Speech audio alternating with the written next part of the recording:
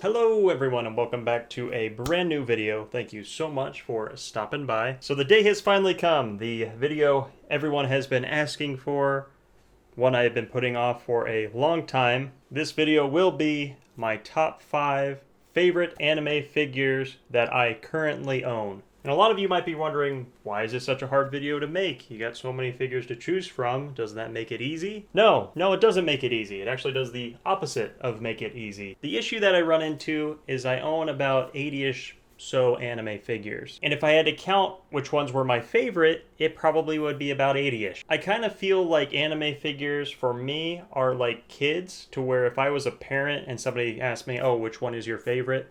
Most likely I'm going to have a hard time choosing. But I think I have an idea of what I'm going to do. I think I do have 5 favorites to show you guys. I haven't really chose 100% yet, so as we go through this video, I might change my mind a few times, but that's okay. We're in this for the long run. But yeah, that's enough intro. Let's get into this. Top 5 favorite anime figures. Enjoy.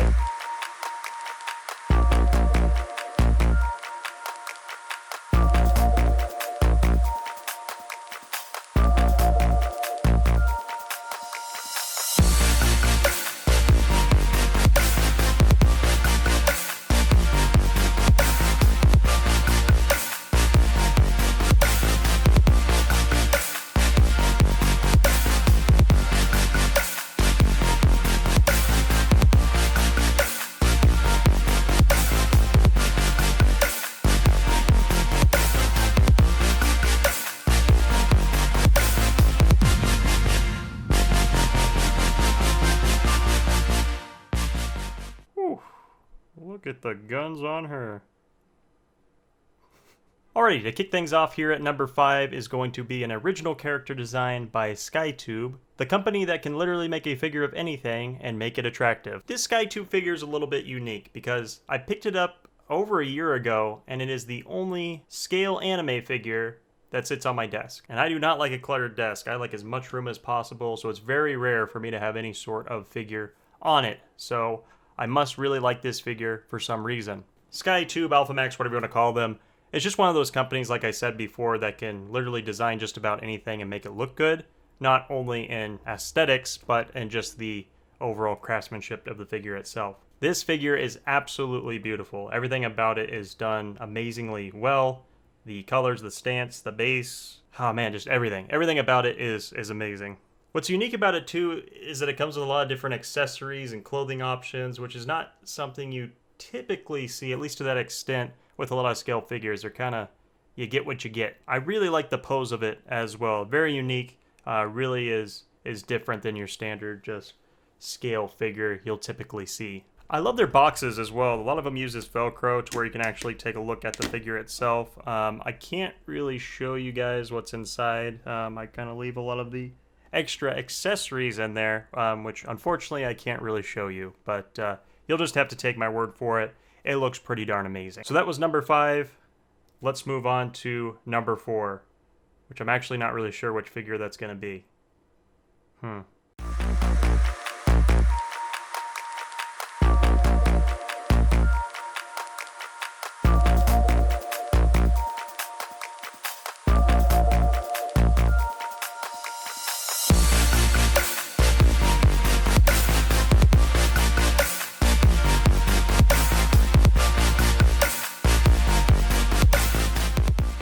Alrighty, moving on to the 4th slot on my list. This really shouldn't come to a surprise for many of you.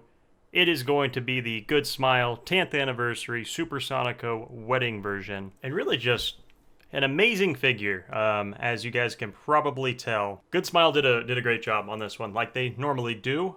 Tons of detail, the colors, the stand, just how she looks in general is very unique and done extremely well. Really, a few of my favorite things about this figure are going to be the base. It does have that stairs look to it and is kind of a felt material, which is very unique. I don't think I've ever seen anything like that before. And then the backdrop as well. It really just adds extra pop to the figure. Really wasn't necessary, but they included it anyways, made it look even more special. This figure does come with a few accessories, a couple different face plates. I think the dress as well, you can change up a little bit. So you do have some options to kind of customize it if you want to. This figure did not come without a few grievances from myself. It was extremely hard to put together a lot of the molds for the base and then for the backdrop as well. Were very sticky, very hard to get in. I made a video on this figure, so if you guys want to go back and watch me struggle to put it together, you definitely should. It was a good time. The backdrop as well, this hoop that goes across with the stars on it, falls off all the time. It's not really locked in place. There's just a little bit of a loop that's supposed to keep it on there. Doesn't do a great job. If you look at it wrong, it falls down. But overall, that is going to be my fourth favorite in my collection. Tons of detail, just a great example of good smile and some of their better work in my opinion. Now the hardest part is for me to get this back in there without this falling down. That's gonna take some true skill.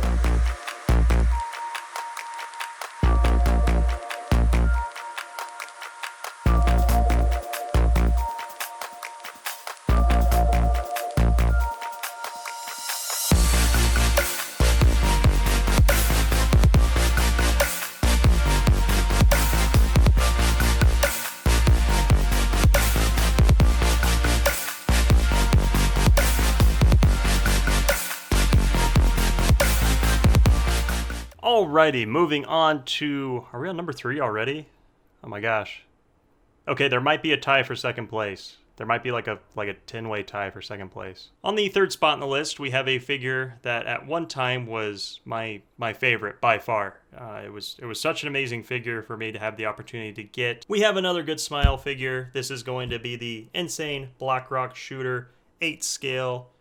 Yeah, but this figure is one of the most detailed, one of the most unique, one of the most aggressive looking figures I have ever personally seen. It probably was about 3 years ago that I just kind of stumbled upon Blackrock Shooter, both the games and the anime itself, and it kind of blew me out of the water how good it was or how much I enjoyed it. I really didn't think I was, but it's such a good action, kind of trippy in some spots, almost kind of a psychological thing. So super unique anime. I highly recommend it if you guys have not seen it or played the games. And I knew as soon as I saw that anime, I would have to get some figures of it. I do have a few of the other good smile figures, but I knew I had to get this guy. It was just so crazy cool. And the packaging for this figure, oh my gosh, it is amazing. This looks like it's meant for like a 4 scale figure, and this is just an 8 scale, so that really puts it into perspective how large the base is, how large the cannon is. I've actually never done a formal review on this figure. I thought about it a few times. So if you guys want to see that, just let me know in the comments. I can definitely do that because I could talk about this thing all day long. It is amazing. There's a reason it's sitting at the top of my glass cabinet. It's a very special spot, and this is a very special figure.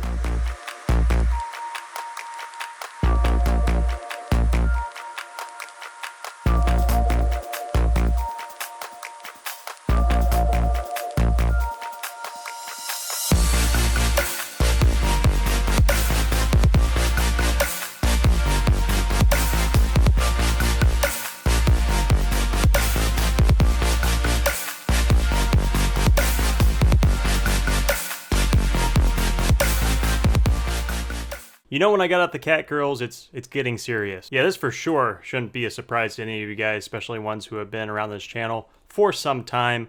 I love Neko Para. I believe I waited almost a year to get these figures, and that is twice as long as any other figure I've ever waited for. And even after waiting and all the delays and the confusion over shipment, I'm still super glad, super pleased with these figures. The quality is quite amazing, as to be expected by Binding. As soon as I heard that Binding was going to be the company to make these figures, I knew I had to have them. That company, just like Alpha Max, just like some of the higher end Good Smile figures, is known for their quality. They don't mess up. And these figures are a prime example of that quality. So I actually own both of them right now. The Coconut and Azuki ones are going to be released in a few months as of the making of this video. It's kind of hard to think of like what makes these figures so nice because there's just so many different things. The real cloth for the clothing, the leggings, all the colors just pop very well. They represent their characters very well. Chocolate looks like chocolate, vanilla looks like vanilla. But yeah, number 2, second favorite figures in my collection right now has to go to the Vanilla and Chocolate by Binding. Amazing figures. I wish everyone out there could have them. They are very expensive though. So yeah, this quality does come at a price point.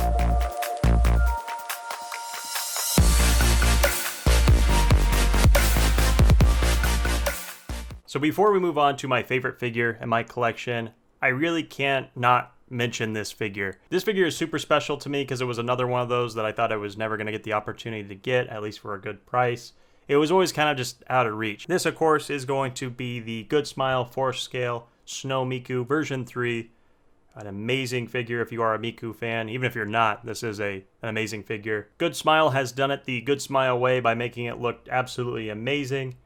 Some of the best coloring in the hair I have ever personally seen on any figure, especially the details of the extra snowflakes in her hair. The colors are super unique, and I wasn't actually sure if I was going to like it or not once I saw it in person, but I definitely do. It really stands out, like I said, the colors of the hair, the clothing, and then the extra addition of having the snowflake on her hand really just makes it pop. Super unique, just a crazy nice figure to own.